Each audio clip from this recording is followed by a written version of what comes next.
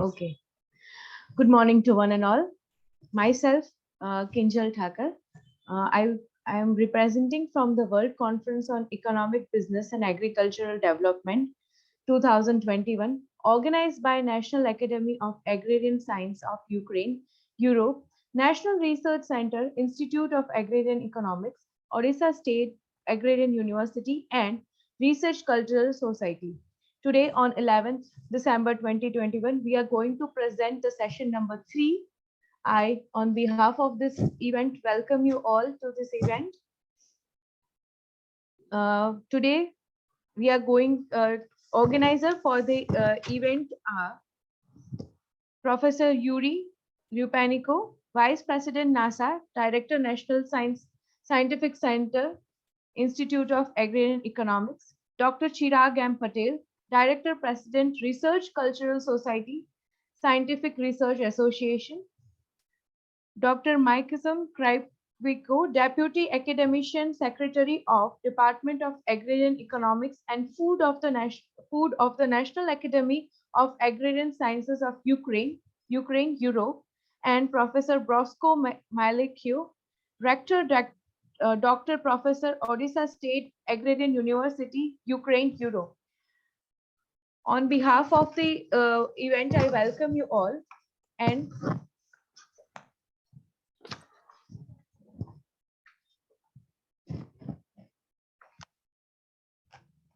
so we will take, I will take a few minutes to discuss the objective of the conference. International Conference on Agricultural Economics and Development aims to bring together leading academic scientists, researchers, and research scholars to exchange and share their experiences and research results on all aspects of agricultural economics. Business and development, it also provides a premier interdisciplinary platform for researchers, practitioners, and educators to present and discuss the most recent innovation trends and concerns, as well as practical challenges encountered and solutions adopted in the field of agricultural economy and development. Research Cultural Society is a government-registered scientific research organization. Society is working for research community at national and international level to impart quality and non-profitable services. Society has successfully organized 100+ conferences, seminars, symposiums, and other educational programs at national and international level in association with different education institutes. Educational institutions, colleges, universities are welcome for memorandum of understanding for academic exchange, knowledge sharing, and collaboration to organize events with us. We are promoting and sponsoring educational events as well as publishing research work. We also invite sponsorship from the industries, corporates, institutions, and government bodies for our educational program. Now I would like to call my co-moderator for the event, Dr. Nadia, to continue further. Good morning, dear colleagues. I'm glad to welcome you on this conference, and let me introduce 3 other main institutions which are the organizer of this conference. The National Academy of Agrarian Science of Ukraine started its activity as Ukrainian Academy of Agricultural Science on May 22, 1831. The Academy is a state scientific organization based on state ownership and uses the rights of self-government bodies that resides in collegial governance and its selectivity, self-determination of its structure and sense of research, solution of scientific, organizational, and personal issues, economic activities, and implementation of international scientific communication grounding on the laws of Ukraine. The National Academy of Agrarian Science of Ukraine includes 6 departments: the Department of Agrarian Economics and Land Relation, Veterinary Medicine Department, Department of Agriculture, Amelioration and Mechanization, Department of Animal Science, Department of Scientific Support of Innovation Development, Department of Plant Growing. The second main institute is the National Research Center, Institute of Agrarian Economics. It was established in 1956 under the name of the Ukrainian Research Institute of Economics and Organization of Agriculture. At the same time, the institute was to provide methodological assistance to agricultural economics from various agricultural research institutions and universities in conducting research in the field of economics and organization of agriculture, as well as in training scientific personnel. For today, the National Research Center, Institute of Agrarian Economics, is a leading institution in agricultural policy. Scientists of the institute take an active part in the formation and implementation of agricultural policy in the state, legislative work in the commissions of the Verkhovna Rada of Ukraine, preparation of presidential decrees and government's resolutions. In the last 5 years alone, more than 50 bills and decrees of the President of Ukraine, more than 20 resolutions of the Cabinet of Ministers, and orders of ministers and departments have been developed with the participation of scientists. The Institute has the following scientific departments: Department of Entrepreneurship, Cooperation and Agro-Industrial Integration, Department of Socio-Economic Development of Rural Areas, Department of Management, Public Administration and Administration, Department of Economics of Regional Development of Forecasting, Department of Land Relations and Nature Management, Investment and Logistic Department, Department of Pricing and Agricultural Market, Department of Organization of Research and Innovative Development, Department of Economics of Agricultural Production and International Integration, Financial and Credit and Tax Policy Department, Accounting and Taxation Department. And the third is Odessa State Agrarian University. Odessa State Agrarian University is an educational institution of the 4th level of accreditation, subordinated to the Ministry of Education and Science of Ukraine, established on the basis of the Odessa Agricultural Institute, which was founded in the beginning of 1918. Beginning in 1918, training for agriculture and 3 departments: crop, social agronomy, and animal husbandry. In the late 30s, already had agronomic, viticultural, zootechnical, veterinary, and land management faculties, which maintained close business relations with many agricultural enterprises and research institutions of our state. The university is now a leading educational and methodological and scientific center for training highly qualified personnel for various agricultural production areas of the southwestern Black Sea. The training is conducted at educational and qualification levels: bachelor's, specialist, master's in faculties, Faculty of Agrobiotechnology, Faculty of Energy and Economics, Faculty of Veterinary Medicine. The university has a department for work with foreign citizens, which trains students at the preparatory department for admission to higher education and basic training at the faculties. Let me introduce main organizers of this conference. Professor Yuri Lupenko, Vice President of National Academy of Agrarian Science and Director, National Scientific Center, Institute of Agrarian Economics. Dr. Chirag Patel, Director and President, Research Culture Society.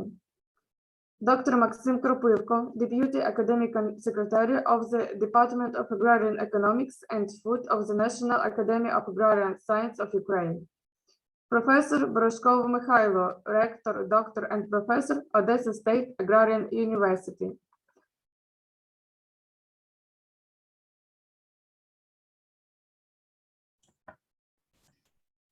Now I'll give the word to the first moderator. Thank you, ma'am. Today session's chairperson are Dr. Harmeet Kaur, Dean, Faculty of Commerce and Management, Jharkhand Rai University, India.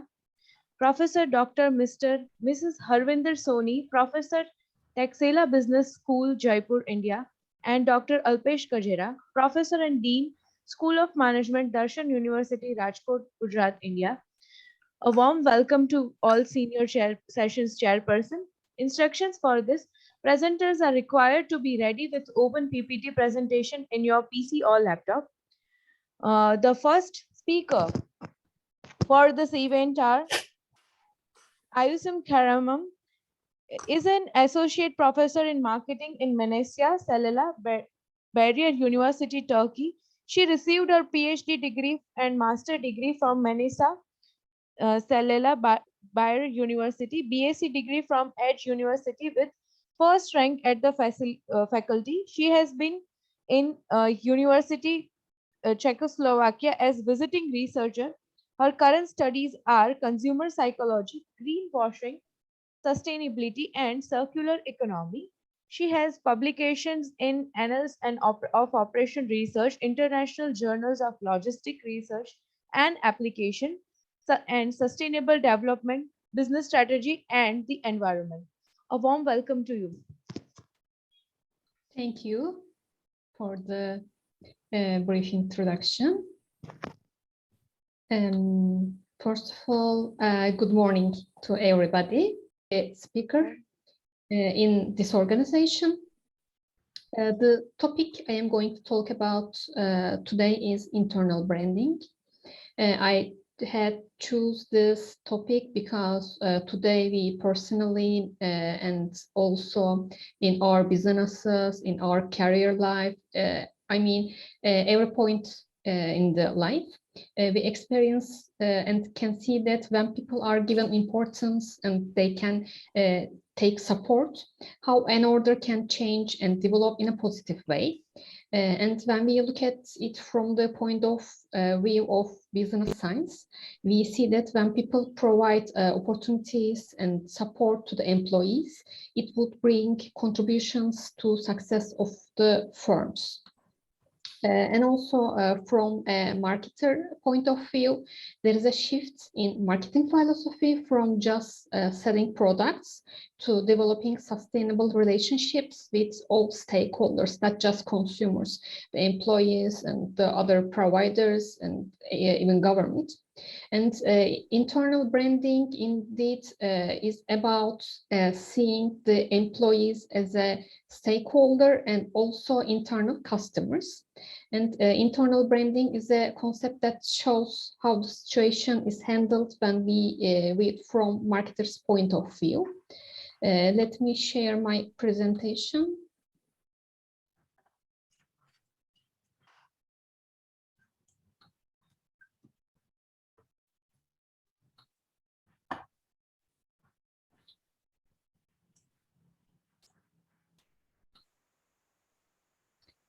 Can you see the presentation?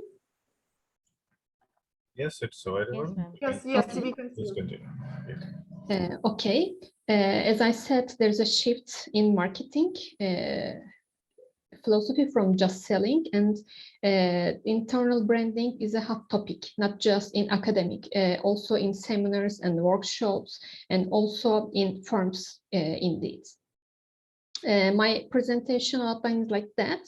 First of all, I would like to talk just a little bit about brand concept and importance of branding, then importance of employees in branding process, because it is the heart of the internal branding, internal marketing concept and internal branding concept. I think all of us know the meaning of brand, but I would like to show just small definition. Brand is a name, term, design, symbol, or any other feature that identifies one seller's goods, services as a distinct from those other sellers. And it is also a cluster of functional and emotional values, all of them, functional and emotional ones. But many firms cannot see that. Employees are really important in creating brand process and branding strategies. Why employees are important? Because we can see that brand is also a kind of promise, and we can say that brand is a promise of a company that makes to customer and other stakeholders show that they are different from their competitors. But there is a gap that how can we deliver this promise? Yes, in marketing activities, we can do that, but also employees are trying to deliver this process to the target market. So we can see the role of employees here, delivering the process, delivering the promise, the role of employees, we can see that. And in that point, we can see the importance of internal branding. Internal branding is about creating a brand based on employees. And creating a brand indeed also about realizing business activities, creating strategic plans. I mean, creating a brand is not a simple or basic process. It is really complicated, and it is a long-term activity. And after creating brands and brand activities, brand plans, we have to apply the branding strategies. That point, we can see the role of employees here, because it is really important for businesses, and especially it is really important for service businesses, because we can experience the process as a customer, not just a kind of academician or business person. When we get service from a business, we can see the employees face to face. And so we can see the delivering brand process just at that time. So the successful of delivering brand process occurs that time. I mean, when customer and when the employees meet in face-to-face activities. So we can also say that there should be a consistency between brand value and promises, and also with employees' behavior, because we can see that when firm can say that I would send you this promise, but if employees cannot act on this way, we cannot get the promise. I mean, so we can see that the company cannot make the promise real. So at that point, yes, creating strategies are really important, but employees also should be familiar to the brand. I mean, not just the term of brand, the brand identity, brand values, brand promise. So we have to train the employees about these topics. Internal branding is a tool of internal marketing, and internal marketing is not a new topic. Also, it has been used by Berry for the first time, and Berry has said that internal marketing term can be applied in all type of organization.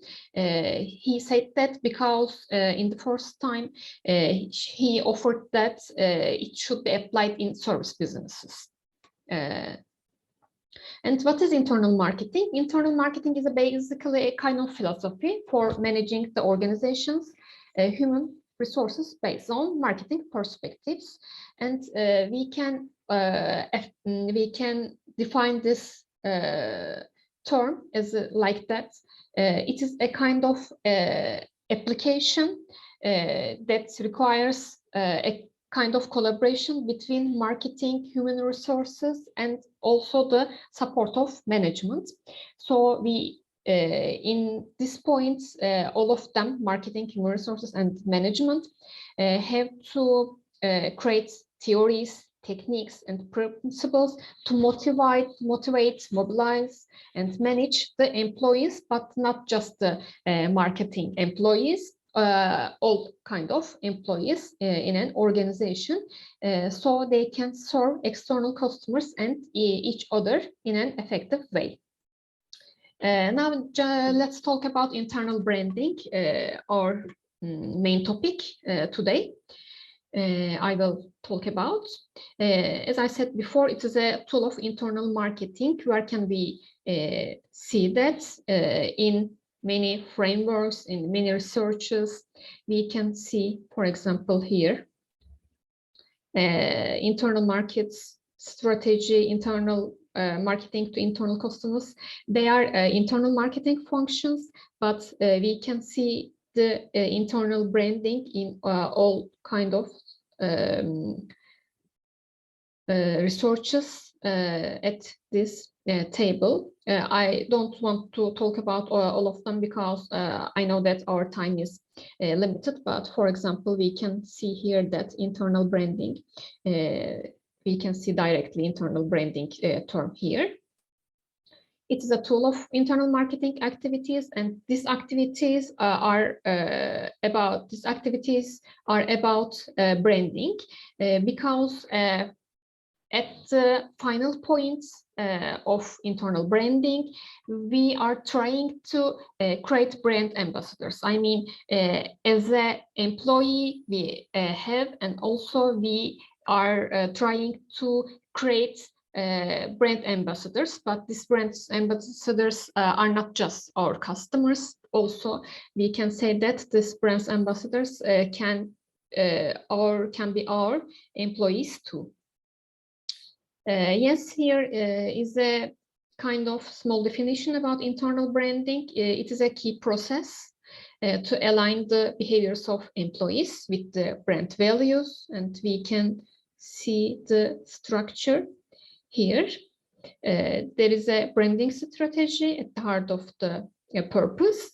External audiences are our traditional customers. I mean, the customers we sell our products. Internal audiences are our employees. In internal branding and internal marketing, we see our employees also as our customers. And here, what can an internal audience do? They communicate the company values to the customers, internal customers. So firms should communicate the brand's values and other brand topics to employees, encourage their employees to support the company and brand promises. Also, at the final point, employees can deliver the brand to the customers. The final and I mean, not the final, at the conclusion part, or the final step, we can see here that it's all of them will create high brand performance, commitment to brands, brand loyalty, brand identification, learning and interpreting the brands.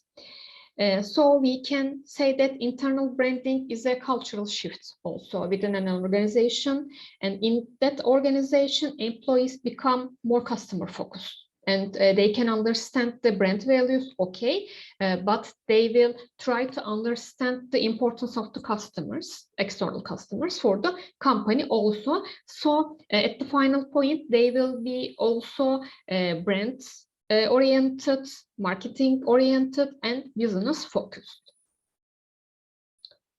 So we can see here the aim of branding also. The core objective of internal branding is attainment of the competitive advantage at the final point, but it is not an easy process. Now I will talk about the process of creating internal branding in a short way.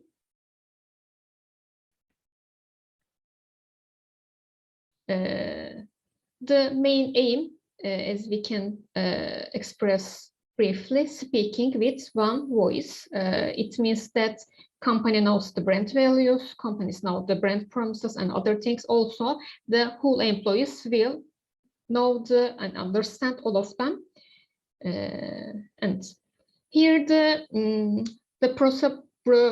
responsible actors of internal branding processes. Yes, we will apply the internal branding practices, but we have also know that there should be some responsible parts to create the strategy, to apply the strategy, and the final step to control all of the activities. So in academic research and also other practices, I mean all kind of research, it is said that there should be a three collaboration in internal branding practices: marketing department, human resources department, and top management. They should cooperate. In internal branding processes, I can show here with a smaller slide. There are three main steps in internal branding. Also, we can call that as stage. In stage 1, we plan the activities. In stage 2, we will execute the activities we had planned. In stage 3, we will control or evaluate, what we can say, the whole activities. In planning, we have prepare some things like writing the aim, writing the plan, decided which employees will performance at which department, something like that. Other is investigation. The last one is configuration. Stage 2 is executing. It refers to implementation, all of the activities. And stage 3 is controlling the events. One of the important points in planning is decided on timing and also secure a sustainable budget, cultural fit analysis, segment, if we can make. Segmenting means not segmenting the external markets. I mean, it is about segmenting the departments and the employees. And design on a language and message design. Executing is, as I said here, implementation of the activities, decided on the degree of staff improvement, empowerment, obtain a sustained staff involvement, reduce hierarchical, communicative, and executive boundaries, develop a fair bonus system, offer brand-oriented education and training, and also link measurable, effective brand commitment and team spirit to promotional prospects. Here we can see the recurrency of the both, as I said here, marketing department and human resources department. It's in executing progress in executive stage, we can see that there are some terms and there are some implementation about like developing a fair bonus system and also education and training. They are about human resources, but and the other point, there are some activities like creating brand commitment and also creating communications about brands are also about marketing strategy. And how can we achieve this executing part? There are some internal branding tools. Recruiting part, I mean, with spatial tests and interviews, we can select our employees. Orientation and socialization, training, internal communications with periodical, corporate periodicals, corporate TV, meetings, intranets, emails, letters, something like that. Performance evaluation, leadership, coaching, mentorship programs, empowerment, motivation and rewarding, creating team spirit, performance evaluation, and internal rotation. We can see here in some resources, they can see that performance evaluation and also here performance evaluation, we can see they can be in executing part, but in some in some activities, they say that they are a part of evaluating step. And here it is about facilitating concept and multi-directional feedback. How can we measure this performance? We can evaluate the employee's performance, and we try to make the difference about the level of their, employees' values and the marketing and brand values. Is there a difference between marketing value or brand value and employees' value? We can say that we cannot achieve the internal branding aim. And other is employee satisfaction surveys, because the employees' performance and their happiness will affect customer satisfaction, we can say, in internal branding. So other activity, other measurement point is customer satisfaction survey, other one is customer trust surveys, and the last one is brand knowledge measurements. There are also some success points, the factors that we considered in the implementation of internal branding. So we have to be careful about in internal branding process. Firstly, we should focus on alignment and organizational culture, information, collaboration, management support, and staff. Alignment is about intensive association with the organization strategy and the brands. So we have to create a balance in all steps, we can say that. And alignment should exist between all strategies and programs employed by an organization. So we try to avoid from conflicts between the employees, between the managers, between the values, all kind of things. We are trying to handle the conflicts. The other one is organization culture. We ensure a balance and harmony between the organization culture, brand culture, and the employee culture also. But in some degrees and in some environment, we can also meet some cultural changes. So this is very important. If there is not a consistency between the culture, so we should change the company culture or the brand culture or the employee culture, but it is also very difficult and dangerous activity, so it is really important. Other one is cross-functional coordination and cooperation between all kind of departments, but I can say again, the three very important departments are management department, marketing department, and human resources department. So successful corporate communication is really important because it occurs from a healthy business culture. So we can also here see the importance of company culture. And we can also make internal marketing research in internal branding. We can conduct it among the employees. Do they know the strategies and other types of brands? Other one is collaboration. I had talked about it. I am trying to use time effectively, management support, internal communication with all kind of activities. Just I want to show some examples from real firms here about the internal branding tools.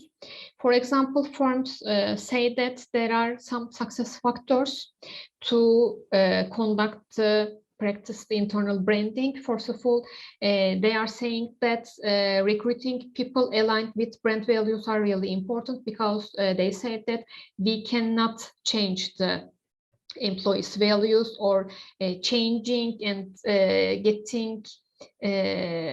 making the harmony much more than before is really hard to us. Informing employees and conducting leadership. setting the right targets and evaluation of the results, management support, not just leadership, creating team spirit, but there are some challenges in internal business, internal branding activity, and firms say that finding and retaining qualified and also employees that have similar values with the brands are really hard. Make employees adapt the brand values, like here, they say that if they cannot find the true employees, it is really hard to make employees and adapt the brand values. And also professional internal external communication techniques are some main challenges in internal branding. I would like to thank you to the committees again and all the participants and other keynote speakers to listen my presentation about internal branding. If you have any question or comments, I would like to answer. Thank you. First of all, I would like to thank for your interesting presentation. My name is Yanina Lisun. I'm from Kyiv National University of Trade and Economics, and my department is Department of Journalism and Advertising, and we deal with brands every day, and during providing and creating advertising, we need to understand brands. And even now, each of us, we are as a representative of our university, like internal brands. I mean, now each of us from different countries, and together we create like brand of this conference. Thank you so much. I'm glad to meet you, to know Me you. too, I'm also. very glad. Thank you. Very Thank interesting. you. Yes, And it is also, really important. and also we have participants from Georgia today. I also very glad. Ah, yes, it is Oh, really nice. yes, thank you. Yes. Very interesting your speech. And in our life, we need to know to deal with brands, to know our target auditory for doing our business better. Thank you so much. Thank You're you. welcome. You're pretty welcome. Thank you. Thank you, Dr. Isam, You're welcome. for your presentation about internal marketing concept. Was really informative, interesting, and captivating one. Thanks a lot for being with us as a guest, as a speaker. We wish you for further collaboration in our upcoming programs. Thank you, ma'am. Next presenter or the speaker for the event is Elima Alvandro. Dr. Elima has done her PhD in political science, head of non-profitable organization Multicultural Group, professor and head of international relations bachelor's program, faculty of law and international relations, Georgia Technical University. She has received her bachelor's degree in language and literature, has been awarded a qualification of physiologist of English language and literature and Spanish language and literature. Ilia State University, Tbilisi, Georgia, has a master's degree in international relations and politics from the Diplomatic Academy of Georgia, where she stated her academic position. She is a member of editorial board of 12 international journals, the editor of 9 books, author of about 31 scientific papers, and co-author of 7 books, participant of 9 Emirates Plus projects and more than 50 international scientific conferences, majoritarily conducted in abroad, and organizers of various international scientific events. Her research interests are religion, migration, religious tourism, and European and Russian studies. She is fluent in the following languages: English, Russian, Georgia, Armenian, and Greek. I welcome you, ma'am, for the presentation. Thank you so much for inviting me to deliver a speech in this event. I think we should meet often and just exchange our ideas, our thoughts, and our researches. It's a good opportunity really for researchers just to meet and to grow. I want to tell to grow, because we know that we grow all the time with every conference, with every contact. So today I'm going, as you already mentioned, the topic and the sphere of my research is migration, and I'm going to deliver a speech about modern international migrations and its influence on multiculturalism, European multiculturalism. So if you give me a chance, I will share my screen. My presentation is ready. So I want to greet all the participants and wish good luck in their presentation as well. Okay, so the topic is European multiculturalism, challenges and opportunities. I'm Emilia Laverde, professor from Georgian Technical University. Also, as is already mentioned, I'm a head of non-governmental organization called Multicultural Group. And also I have conference on 21st December, and you are welcome. I will share the event here. Also, if anyone wants just to make presentation, etc., really, I will be very happy. So I'm not going to bother you with my old speech or with my long speech, and we'll directly start with the presentation. So modern world, I want to highlight some challenges. One of the key, except pandemic, of course, when the times were without pandemic, challenges is that today most states face the phenomenon of cultural diversity. I want to say that almost in every sphere, there are the representative of at least one cultural minority, foreigners who temporarily enter any countries. Many countries today can call culturally diverse just because they are open to the outside world. We know, especially in case of Germany, right? And millions of people cross state border in search of a new place for residence or work, or as a reason, maybe someone just want to change their lives. We cannot know it, yes? There are many particular reasons. Also, now different approaches to study of migration. So researchers have their own approaches, they have own processes, and I want that one could consider the typology of main strategies of the process of certain process. It is first adaptation when we have newcomers in our country or in our organization. The most important is adaptation. Yes, they have to adapt to a new place. Then integration. After adaptation comes integration, because they have to integrate into society, into just collective, etc. And acculturation, also just to take someone's culture. Yes, I don't want to take and to receive on there, but to respect and to understand. And assimilation is different forms of interaction between the migrants and the receiving community. Assimilation is about especially migrants. Now I want to highlight the process of integration here. In the process of integration or interaction of a migrant with the host community, there are three main players in the system. So who are the players here? This is migrant himself or his diaspora. If you want to be integrated, you have to make efforts to integrate. Then is coming the state, which builds the legal and social structure of relations between the migrant and host community, because like mutually, yes, they have to meet each other criteria mutually. We cannot speak from one side.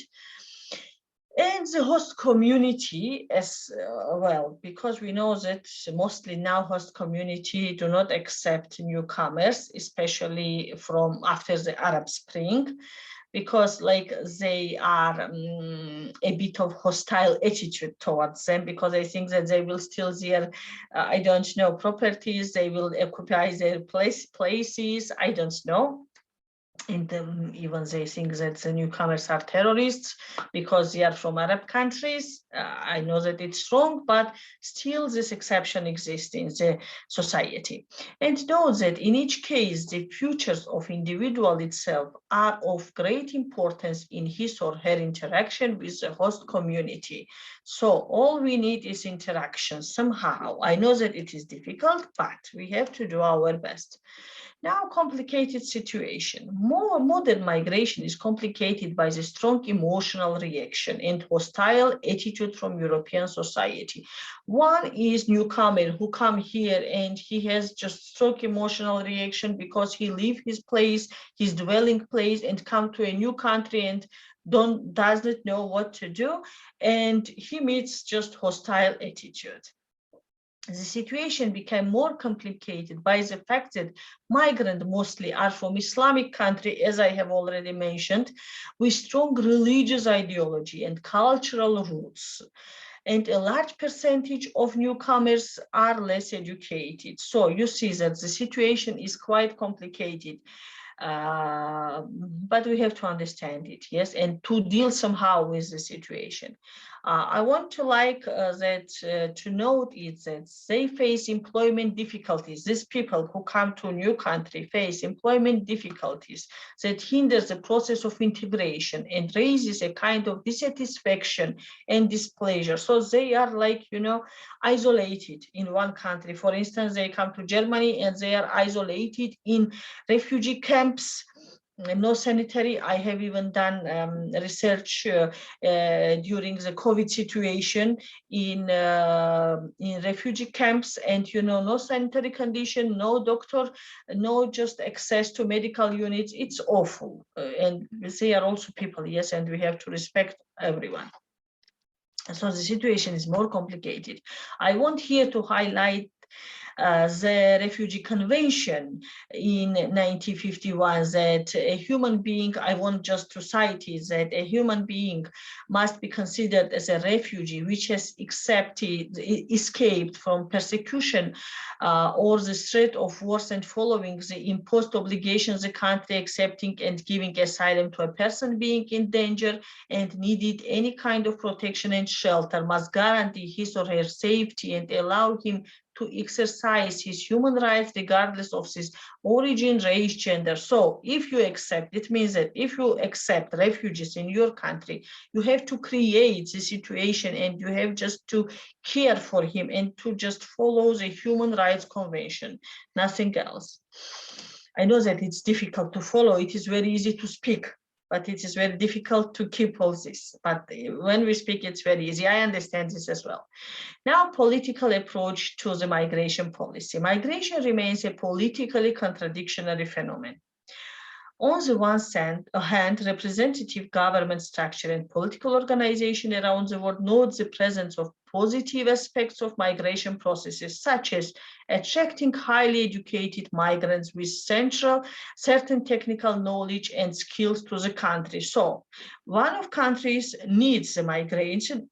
I mean, here we have to stress labor migration. When they are hiring some of highly skilled specialist. It is good for receiving country, but bad for sending country because it causes brain draining. You know, the brain are going to other country. On the other hand, some political forces of ultranational states fears that migrants will occupy their job, as I told, or will contribute to an increase in government spending on social benefits and needs. There is a concern that migrants being representative of different cultural environment will bring social disharmony in society and raise the crime rate, drug trafficking and terrorism, as I told before. So let us see that people are totally afraid of this. In case of Germany, here we want to recall, because Germany was the main large refugee receiving country, we know that Merkel opened her border for migrants, and also now they are receiving, as I know, the migrants from Afghanistan also. It is newly just, but I didn't done any research about Afghanistan people. I will do also. Such contradictional attitudes of various political action to the ever increasing migration processes, prompt research to examine in detail the role of migration in life of modern states. So I want to tell that we have done more researchers to understand what is the role of migration in modern states. In this regards, we can refer to case of Germany, where large streams of migrants became a matter of concern among the local population. I mean that when government accepted these migrants, the people did not want, the society does not want. And there is a disharmony and misunderstanding between governmental structures and society itself. According to certain radically minded politicians, migrants tend to threaten national security as they are Muslim and will never accept European rules. Moreover, certain fundamentalists can easily explore the situation not in the favor of national interests. Here I want to tell that why you should just pose your cultural rules on newcomers. Let him wear his burqa. Why you care what he wears, what he does? And if you start caring for it, you will alienate them and just turn them into a kind of radical. You have to accept them as they are. It will be very easy. At least I think so. I don't know. Maybe I'm wrong. European Union Agency for Fundamental Rights would say, nevertheless, the research conducted by the European Union Working Group, EU-MANDIS 2, reveals that refugees, asylum seekers, and migrants are not radically minded people. They just come, they had nothing to do except leaving their homes and just seeking for shelter. They are friendly and easy with other ethnic or religious groups and are happy in their neighborhood regardless of their religion and ethnicity. However, there are thoughts which fuel anti-Islamic attitudes in Europe, which arouse this threat that Muslims will never integrate into European society, as they are sure that the integration will lead to the loss of their faith, religious, and cultural identity. Here I want to stress that if you want to make him to integrate, he will never do it. Let him, he will come because he comes to your space, yes? And don't just pose your rule on them. Humiliation, discrimination, and harassment. The religious symbols of Islam are humiliated, thus hurting and abasing the adherent of Islam. In this case, we have to recall France, because in 2004, wearing scarves and hijab were prohibited in public school. Of course, it caused anger. Muslim women in hijab draw a negative attitude. Headscarves and bedspreads are perceived as a deliberate challenge. Also, for Muslim women, this is a part of their identity and culture, which is very precious for them. So you see, it's just, I don't know, it's not good when you just like humiliate his religious symbols. Research conducted by European Union groups revealed that people wearing religious symbols experience discrimination and harassment either at workplace or in the streets. So here note that it was one of the reasons that recently the European countries adopted the law which imposed to ban burqa, headscarves, and veils in public. Now, adaptation and integration. Let us speak about concept, approaches, and important aspects. If the adaptation works in practice, I think the main part of problem will be solved. Good practice for adaptation and integration is infrastructure and organization principles. Practice of intercultural integration and cultural elements. We have to exchange our cultures, yes? Practice of organizing information and educational activities, forms of social and legal support for migrants, capacity building of migrants and local communities, organization of the study of the language and culture, because they do not know language and it also alienates them. Now let us speak for acculturation. Acculturation can take many forms of manifestation. In the case of long-term culture context exchange, sample of food, music, dance, art, if we create some non-formal activities and just bring people from many cultures just to share their foods, knowledge, their music, dance, etc. It will be very good. It will be mixture. I want to highlight that Erasmus programs have very good practice of acculturation, because I always participate in that programs, and every evening they have cultural evenings, and every people bring their cultural food elements and they exchange it, and it's very good. With the framework of defining the term acculturation, and distinction is made between individual transculturation and group transculturation, usually involving a large number of participants. So when you can grow this participant. Cultural assimilation methods. What is cultural assimilation methods? The general cultural assimilator method is adequate approach to the differences from the correct expectation with which foreigners face in a new cultural environment. These differences may relate to people's relation at work, ways of professional and social integration, perception of time and space, language differences, reaction on different values. And note, a cultural assimilator is a short history of interaction between representatives of two clearly shared cultures in which the participant faces a specific problem. It is a process of two-way exchange. So there is, if we work one way, there will be no results. Isolation and assimilation. The most obvious reaction of society is attempt to prevent the emergence of cultural diversity by depriving outsiders of the right to enter and live in the country, especially outsiders who differ from the main population in its cultural plan. One of the alternatives of isolationism is assimilationism. So if the people enter, you don't have to isolate them. You have to create ground to assimilate them. It allows newcomers into the country, but at the same time to pursue a policy of their assimilation, thereby limiting the scope of influence of outsiders on the culture of the host society. This approach has a cultural impact on immigrants, but it can be applied to indigenous people as well. I have 2-3 more slides and I'm finishing. European cultural concern as a model of assimilation. Here we can say that during the previous flows, the society did not pay great attention to cultural diversity. Why? I want to tell, because previous flows, I want to start from 1991 when Soviet Union collapsed and there were many working migrants in European countries. And because we are like Europe-minded people, there was no great difference between, of course there was difference, but our just clothes, and we accept all values. We were very happy. And because no one made us to go, we went just by ourselves.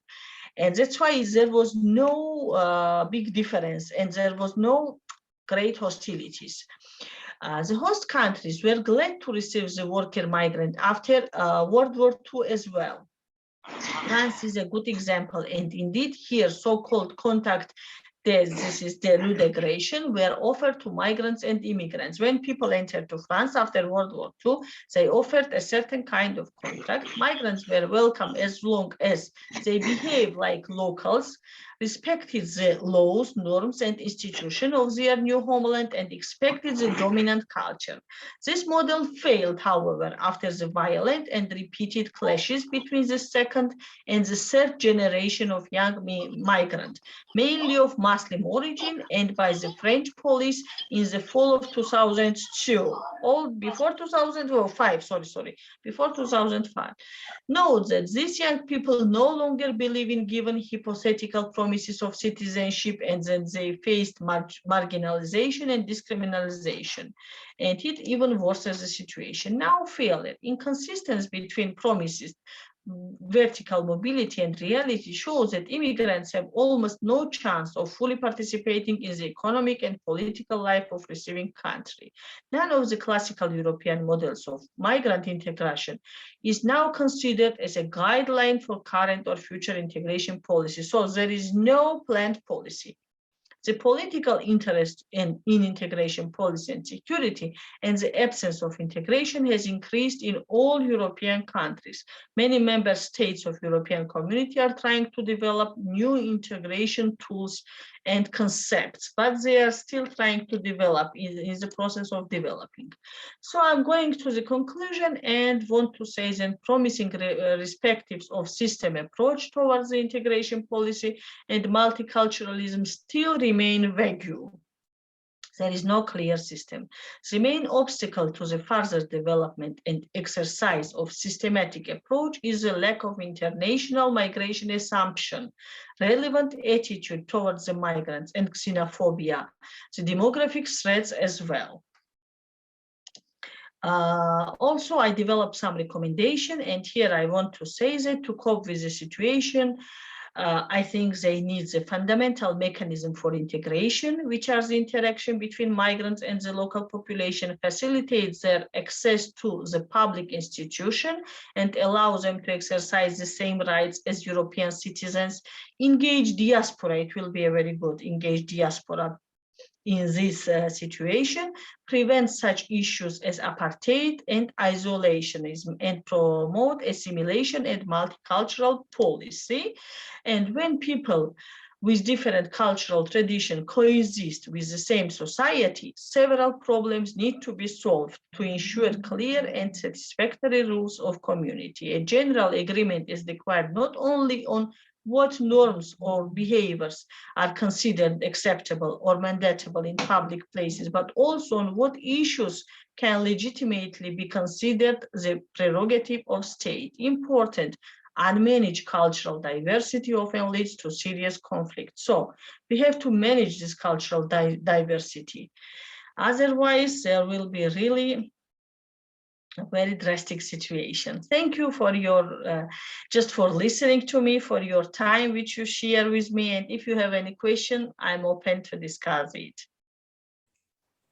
Many thanks to Emilia for her speech, and I'm from Ukraine. I'm very glad to invite you as our new guest, and I agree and would like to say that really we are like teachers, like professors. We are now from different countries. We see in chat that from Egypt, India, Greece, Ukraine, Turkey, Georgia, and especially Ukraine and Georgia and Turkey were close. I mean, geography, location, even, and of course, first of all, we need to stay professional, kind people. Yes, we have different culture and our little tradition. I mean, even all participants now, but as professional in education, we need to help our students to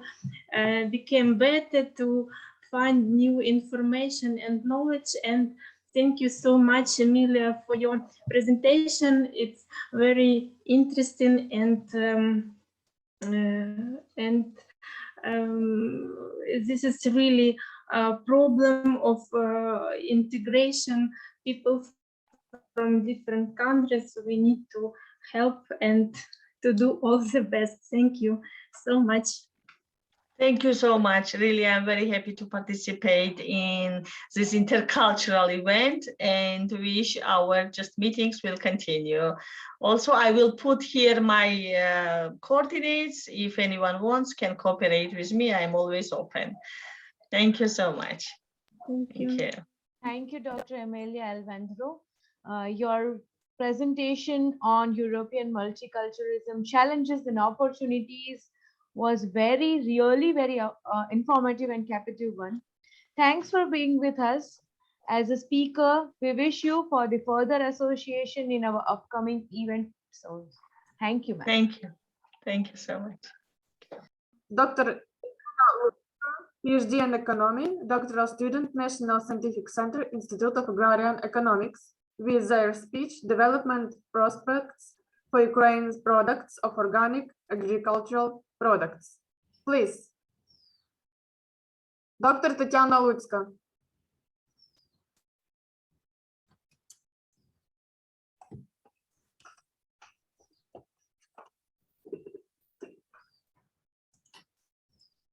About about the prospects for organic agricultural producers. For now, we have a lot of advantages and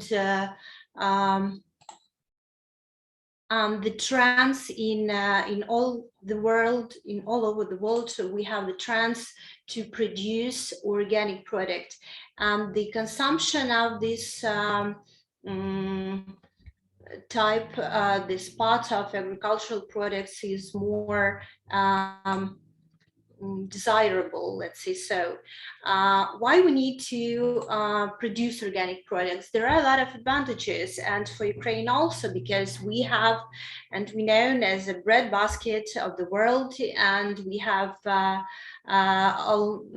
about quarter of black soil of the world deposits. That is why we, let's say, not have to produce organic product. We must to produce organic product as much as we can, and more and more and more. And I want to focus on a little trends in the world. So let's compare the two periods. Here you have the information about the 2016, and the same about the 2019. So during the 3 years only, we have such trends, like we have a big increasing in trends in data, and this data shows that in 2019 was almost the best year for global organic agriculture. The organic farmland and organic retail sales continued to grow, and 72, a little bit more than 72 million hectares of organic agricultural land were recorded in the world. And mostly, most sales, the most generated sales we see in North America and Europe, and this share is shrinking. And one of the pushing power was the coronavirus crisis. Because of it, it was predicted to accelerate this trend as more regional market for organic food development. The pandemic, which began in 2020, profound impact on our daily lives, and we started to pay more attention to the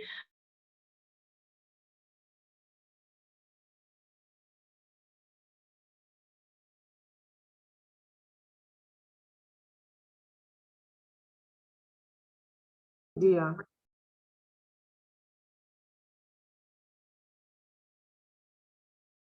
For comparative of various indicators related to food security, it is advisable to compare the data of 2019, when global pandemic did not spread, with the data of 2020 and 2021, which show changes in the conditions of coronavirus. Of course, it's not possible to draw unambiguous conclusions from them, as not in all countries the situation developed according to a similar scenario. But this is enough to give a general assessment of the impact of COVID-19. According to the US Department of Agriculture, which monitors food expenditures around the world, overall average percentage for 104 countries increased from 22.5% in 2019 to 23.5% in 2020. At the same time, the amount spent on average by one person on food and soft drinks for home consumption has also increased. As for Ukraine, the global trend has also been confirmed, as you see. Share of food expenditures by 1 hour citizen increased from 39% to 41%. And the amount of money spent on the purchase is increased also. To India, these figures did not change much in 2019-2020. They are much lower. Another important indicator that characterizes global food security is the number of people suffering from hunger in the world. If we compare with 2019 in general, negative trend continued. The number of hungry people increased again. If in 2019 number of starving people on our planet was 650 million, in the pandemic 2020, in the average 768 million starving. Among the regions with highest number of people suffering from hunger, growth was also recorded in Asia, to 418 million in Africa, in Latin America, and the Caribbean, as you see in the slide. Despite such trade restrictions, increase in the value of international agricultural trade was also observed worldwide. According to the International Trade Center, exports of product groups from 1 to 24, it's an agricultural production, increased from 1.6 billion dollars to $1 and more than $6 billion in 2020.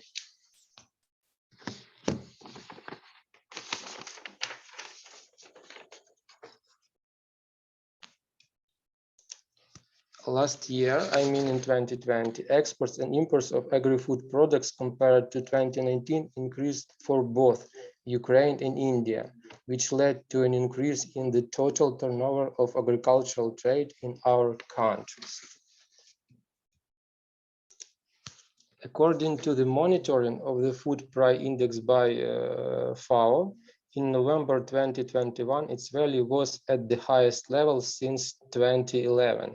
This means that in general, the average values of price indices for the 5 product groups, cereals, vegetable oils, dairy products, meat, sugar, which are its components, have grown significantly during the pandemic. Especially noticeable given the dynamics, the rise in price became in 2021.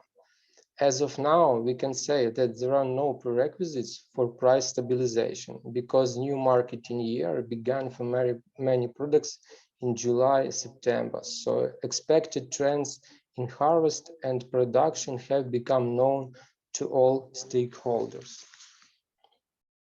However, specialized organizations that study agricultural markets having statistics for 2020, which was affected by the pandemic, make forecasts for the future.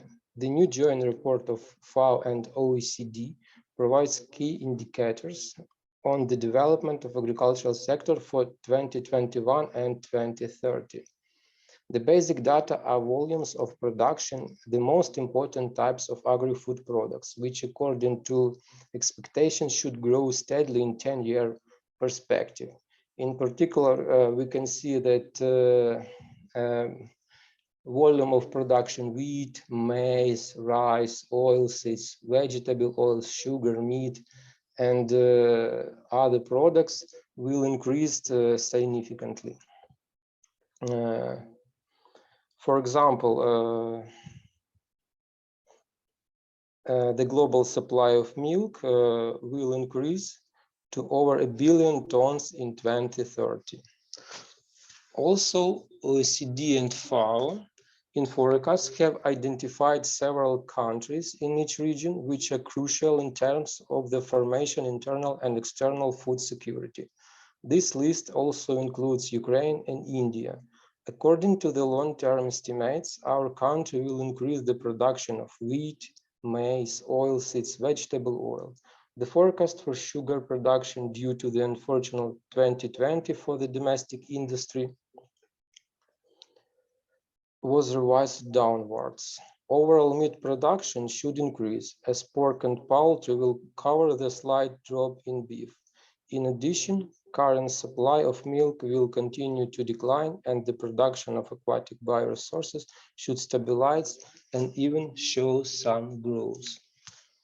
India, as it expected, must to increase production of all plant, livestock, and processed products by 2030, except beef. Thanks for your attention.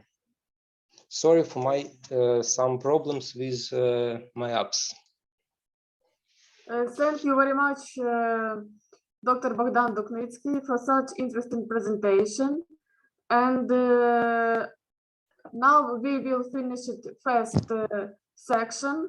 And I want to say thanks for all of participants.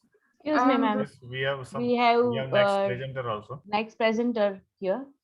Sorry. Trainer, Greek Ministry of Education, Greece. Raina Lampon is a global educator, STEM instructor, ICT teacher trainer, neuroeducation researcher, international keynote speaker, author of scientific books for kids, and global peace ambassador in Greece. She has a postgraduate degree, MID, in language teaching related to cognitive neurosciences, and she is also a passionate researcher on cognitive neurosciences and neuroeducation. Currently, she is a STEM instructor at the Greece Astronomy and Space Company, and she is also working at the Greek Ministry of Education at the Director of Educational Technology and Innovation, where she writes STEM projects for Greek education institutes. She has been awarded many national and international prizes, over 120, and she is a Global Teacher Award to 2020-2021 winner and a Global Teacher Prize finalist in 2019. Recently, she has been selected as Global Icon 2020, featured in Passion Vista magazine among the top 10 women entrepreneurs, featured in Fortune, and among the 100 most successful women business, featured in Amazon book by Global Trade Chamber. She promotes STEM vision by introducing STEM in astronomy and physics projects and combining STEM with language teaching. She is the founder and international coordinator of many innovative international projects that focuses on United Nations Sustainable Development Goals described in 2030 Agenda. She is also an author of scientific books for kids. Furthermore, she is a social activist, a global peace ambassador, a senior advisor of United Nations Peacekeeper Federal Council, and ambassador of the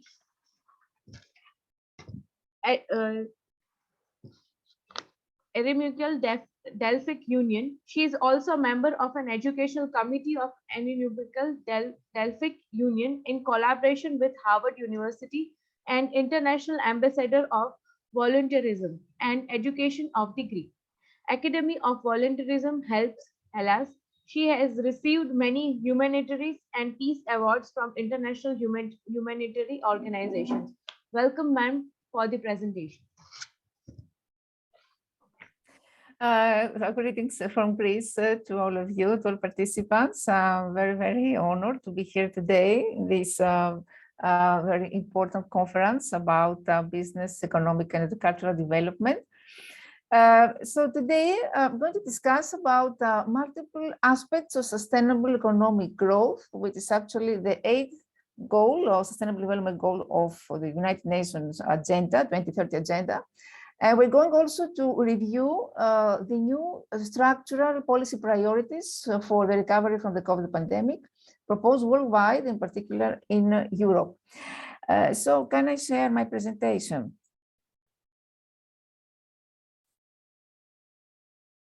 Can you see now the presentation? Is it visible? Yes, ma'am, it's visible. Okay. So economic growth is closely linked to increasing production, consumption, and resource use, which has negative effects on nature, climate,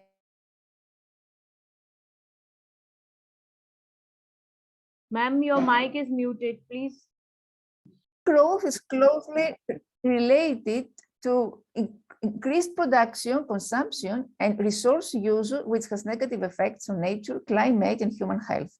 Moreover, current research suggests that it's unlikely that economic growth can be completely detached from its environmental impacts.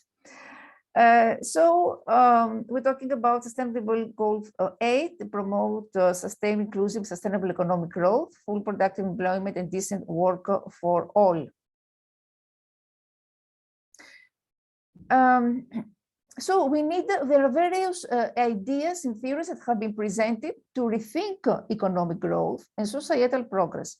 For instance, green growth, donate economics, post-growth and deep growth economic and social movement, and a set of theories that critique the paradigm of economic growth so far. All these agendas actually share similar aims, but diverge in their means to achieve sustainability goals. Economic growth is highly correlated with indicators for human well-being, such as life expectancy and education, and at the same time, fundamental values of countries, such as human dignity, freedom, democracy, are not materialistic, and maintaining high social, health, environmental standards does not have to depend on economic growth. So political initiatives for a sustainable future require not only technological change, but also changes in consumption and social practices. The challenge is to innovate lifestyles that consume less, but are attractive to individuals without an environmental, spiritual, or ideological interest.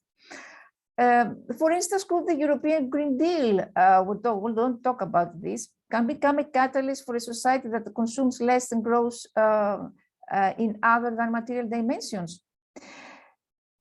So the world is under rapid change, and numerous drivers of change interact in highly complex interplay of human needs, desires, activities, and technologies, and all these contribute to the great acceleration in human consumption, environmental degradation.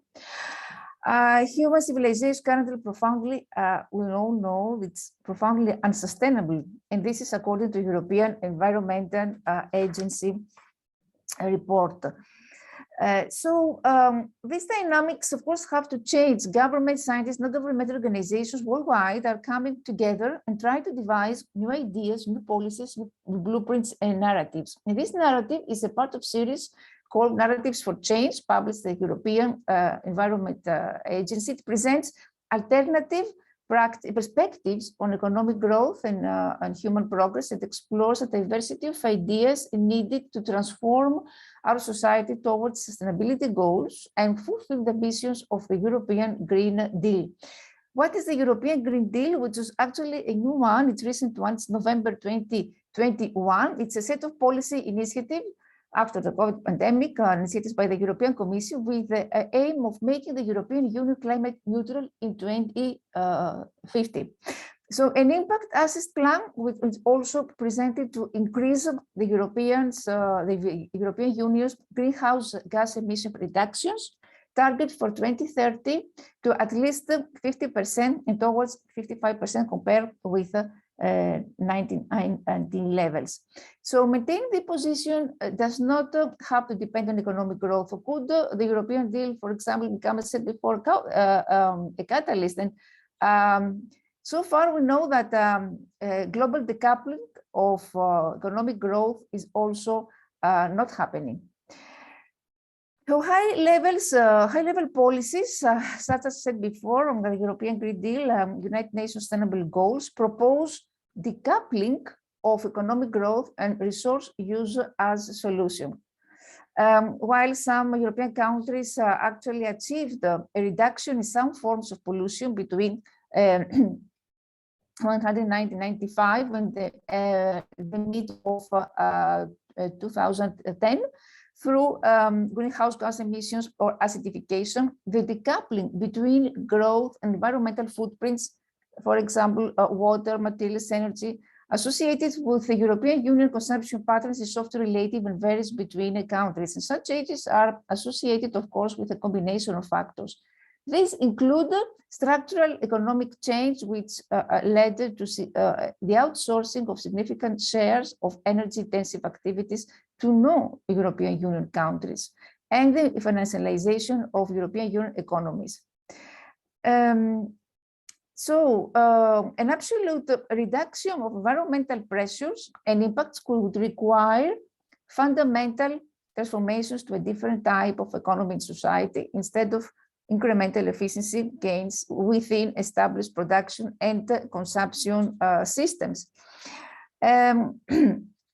So globally, growth has not been decoupled from resource consumption, environmental pressures. It's not likely to become so, according to experts. The global material footprint, gross domestic product, and greenhouse emissions have increased rapidly over time, strongly correlate.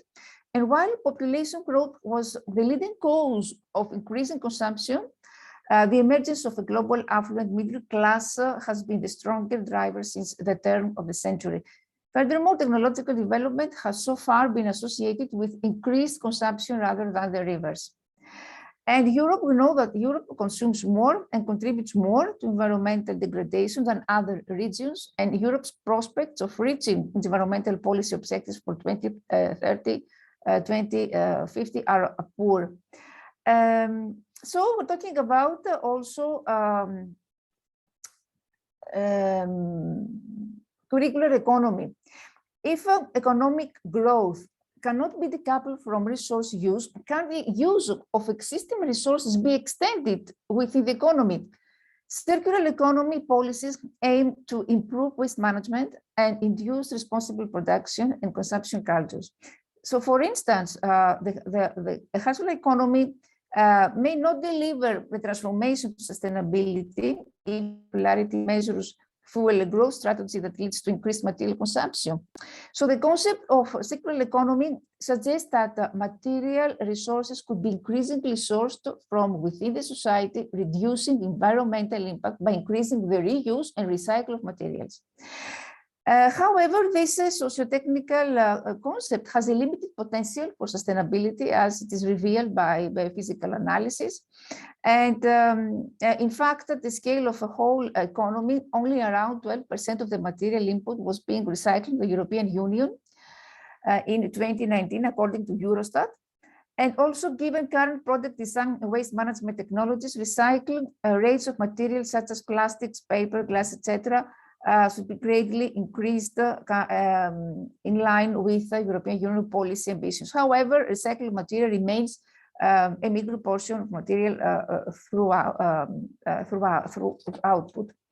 So the low potential for circularity is because a very large share of primary material throughput is composed of energy carriers which are degraded through use, as explained by the laws of thermodynamics, that cannot be recycled, and construction materials which are added to the building stock, which is recycled over much longer periods.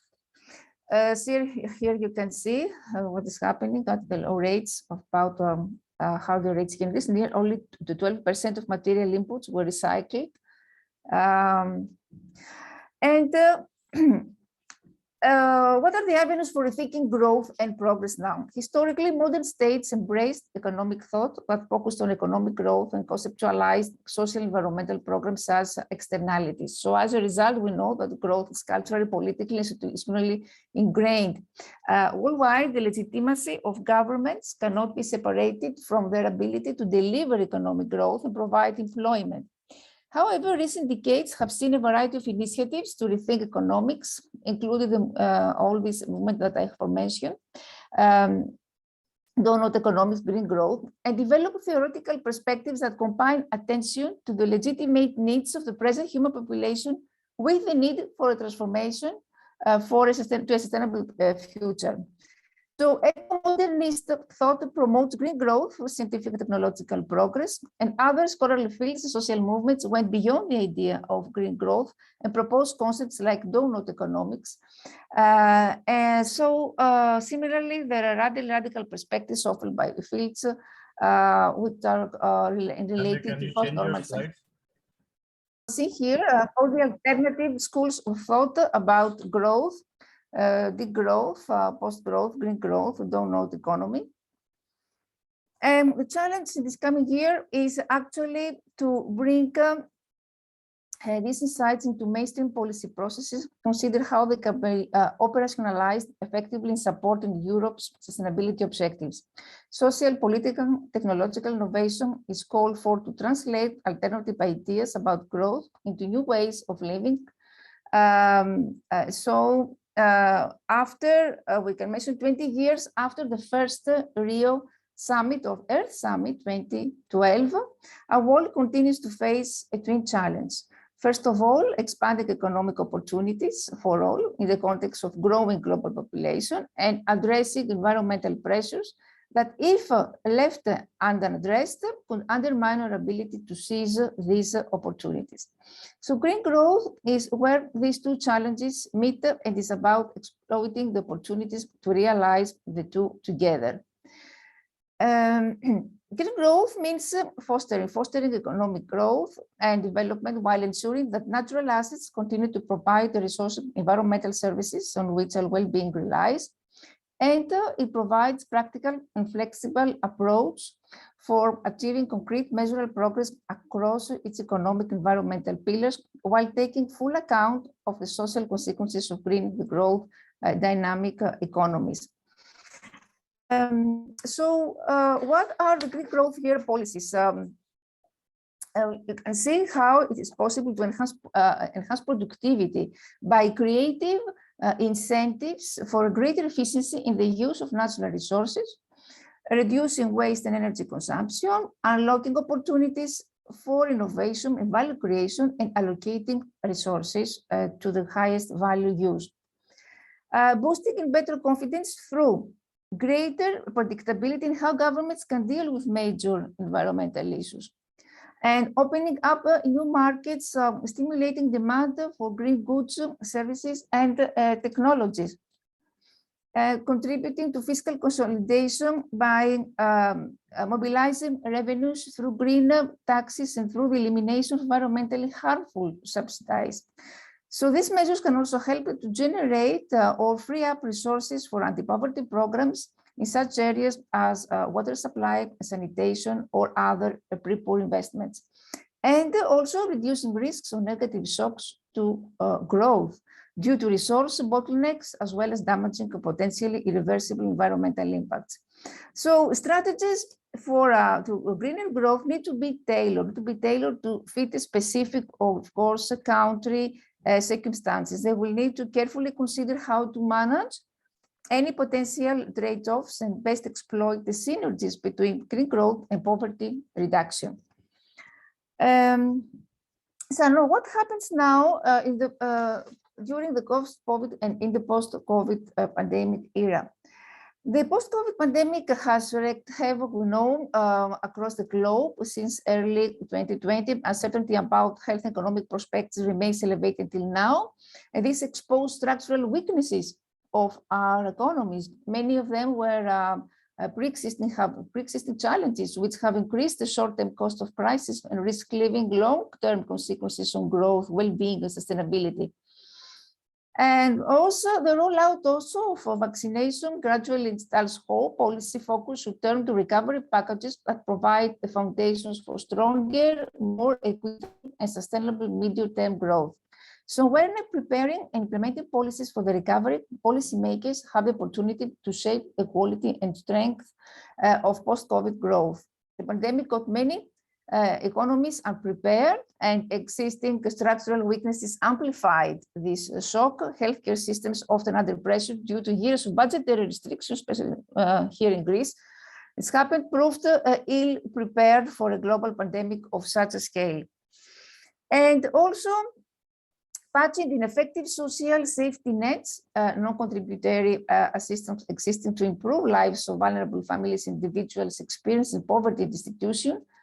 In many countries, left people exposed to risks of poverty due to income loss. So pandemic-induced lockdowns highlighted gaps in social safety nets, leading governments to step in with massive generalized policy support.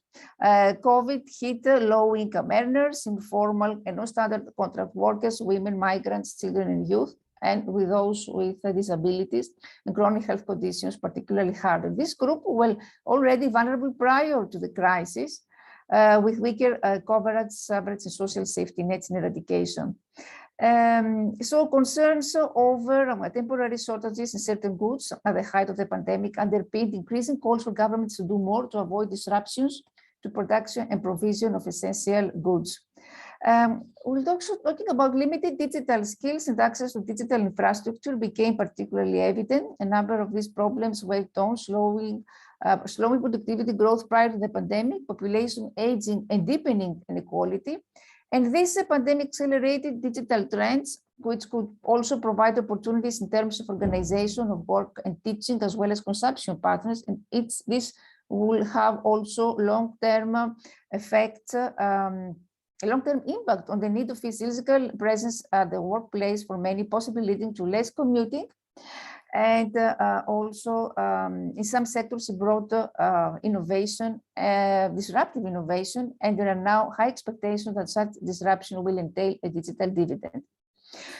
So this pandemic accelerating digitalization, wave experimentation with novel modes of business, novel modes of work and consumption, from which new habits may form. And we're talking also about large-scale investment because the recession risks leaving last economic and social scars. Labor market entry during a downturn carries persistent adverse consequences for individuals. We need large-scale investment for senior recovery packages provide an opportunity to boost growth, but also enhance resilience, inclusiveness, and address environmental sustainability challenges. So fiscal and monetary policies are already supporting the economies, and financial market policies have a role to play, not least in dealing with the potential wave of bankruptcies. And it is structural policies that need to address underlying challenges exposed by the pandemic. Also talking about weaker allocated capacity risks deepening the scars for the pandemic. Weaker allocated capacity can imply that economies are fully prepared to face any pandemic-related restructuring, as well as the digital and green transitions, which may amplify scaling effects, new wage and career prospects. And similarly, the enhanced also focus on resilience has made climate change concerns more acute. Again, this pattern of decisive policy action to reset growth is urgently needed. So we're talking about the green transition. The green transition requires policy interventions, and these interventions means we need structural policies for stronger, more sustainable, resilient, and equitable growth. Structural weaknesses in many healthcare systems, for instance, were addressed despite increasing epidemiological awareness of the increase of the pandemic due to shift and destruction of wild habitats and rising global disconnectedness and urban density.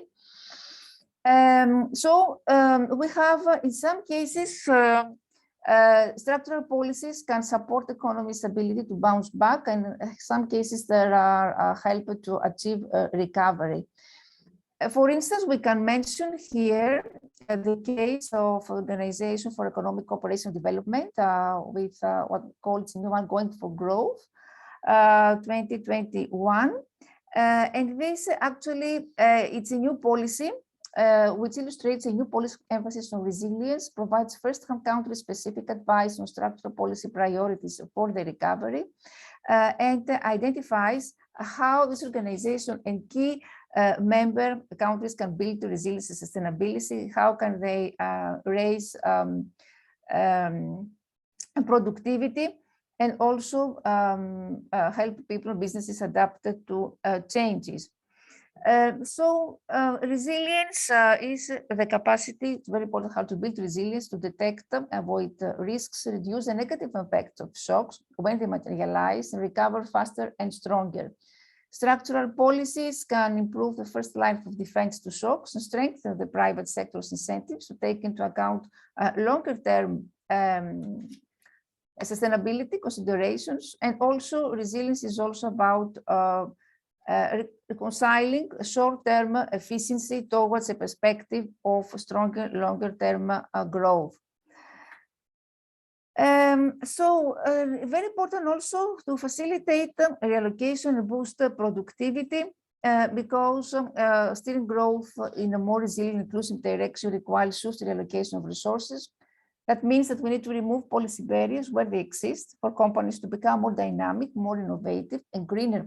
Thereby, we need to facilitate the allocation of resources, and we need to, if there is a failure to reduce allocation frictions, this can reduce job opportunities, stifle innovation, limit productive career prospects.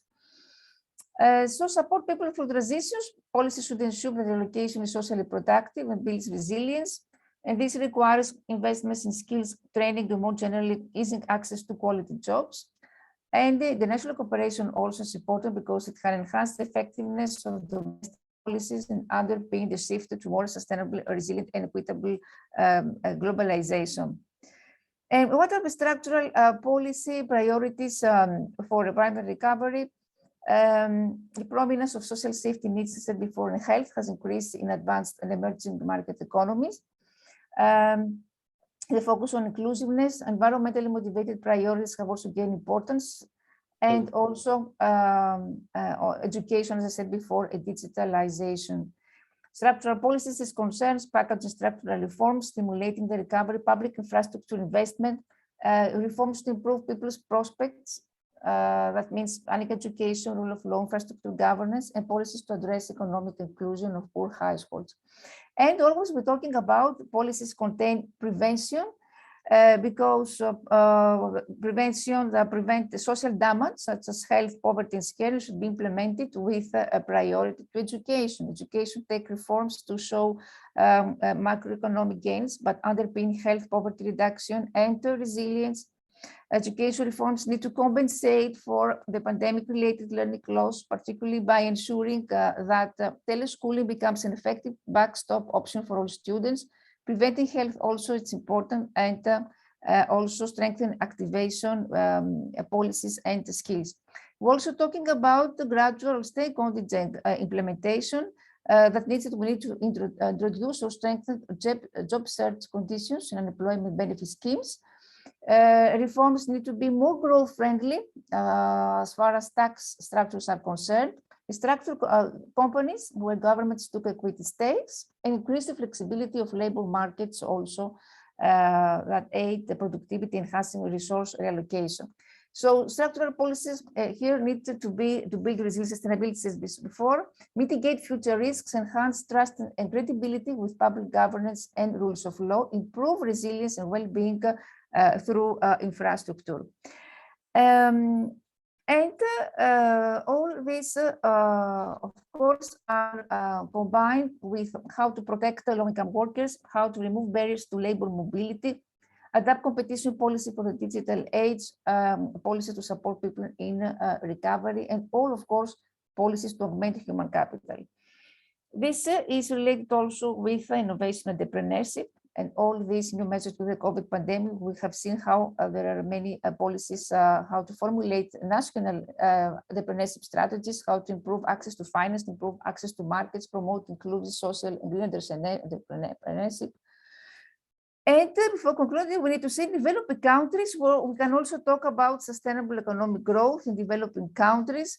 And this includes accountable countries, open and effective markets, infrastructure, capable human capital, and a sound environmental management.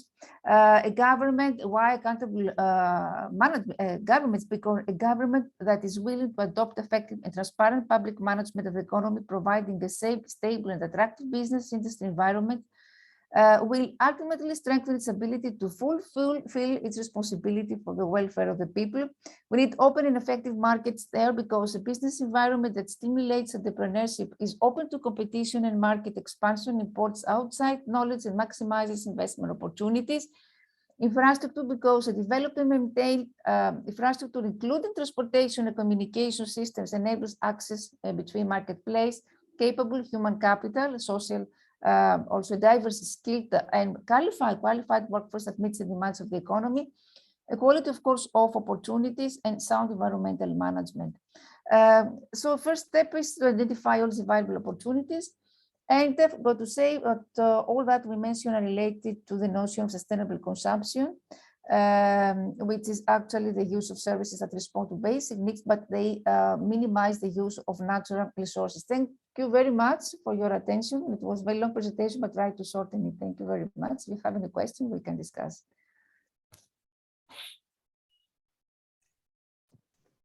Thank you, ma'am, for your valuable presentation. It was very, very much helpful for us to know about the topic. Thank you very much for giving me this opportunity. Thank you. We are grateful for your presence with given time and efforts. Our well wishes for the further collaboration and participation. All participants have 18 more days till 31st December 2021 for paper article submission for the publication in conference special issue. Publication process will start after all selected articles, papers converted as per standard publication format. Participants, presenters will receive e-certificate till 17th December 2021. Hard copy of certificates and proceeding books after 20th Jan 2022. Online publication tentative dates are 10th January 2022. On behalf of the World Conference on Economic, Business and Agricultural Development, I would like to thank you all for presenting in this session and sparing your valuable time, and all the participants who have been present for this event. Thank you all. I guess we are having a short break and we will continue further. Yes.